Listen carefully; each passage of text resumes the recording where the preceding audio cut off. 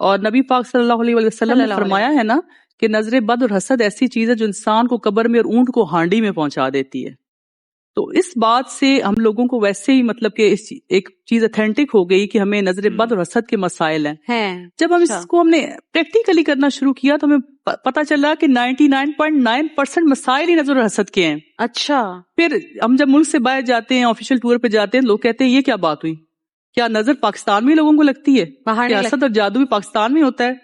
تو اس کا جواب ہم نے یہ دیا کہ حسد ہے کیا اور نظر بد کیا ہے. حضرت علی رضی اللہ تعالیٰ عنہ سے کسی نے سوال کیا کہ حسد کیا ہے، تو انہوں نے کہا خدا کی تقسیم سے اختلاف حسد ہے.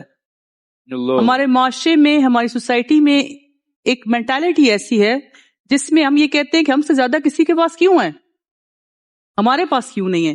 وہ جو تقسیم سے اختلاف ہے نا، چاہے وہ خوبصورتی میں ہے، چاہے وہ تعلیم میں ہے، چاہے وہ پیسے میں ایکسیپٹنس نہیں ہے، وہ ہے نظر اور حسد. اچھا. تو ہماری سوسائٹی میں سب کانٹیننٹ میں یہ سب سے زیادہ ہے. آپ باہر چلے جائیں، یورپین کنٹریز میں چلے جائیں، گوروں کے دیش میں چلے جائیں، تو وہاں میرٹ کو تسلیم کیا جاتا ہے. اس لیے وہاں پہ ایسے لوگ اس چیز کا شکار کم ہوتے ہیں. انفارچونیٹلی یہاں جو ہم شہروں میں دیکھتے ہیں وہ روحانی باباؤں کے اشتہارات ہر جگہ پر لکھے ہوتے ہیں، تو مسائل یہاں یہ سب ایکسپٹ کرتے ہیں، لیکن پھر لوگ ان غلط لوگوں کے ہاتھوں میں بھی تو پڑ جاتے ہیں جن کے یہ اشتہارات دیواروں پر لکھے ہیں. وہ اسی وجہ سے ہم نے آپ نے جیسے ہمارا تعارف کروایا، ہم نے یہ کام اسی لیے شروع کیا کہ ہم جس تکلیف سے، جس ٹراما سے گزرے، کوئی اور نہ گزرے، ہم فی سبیل اللہ اس کام کو شروع کیا.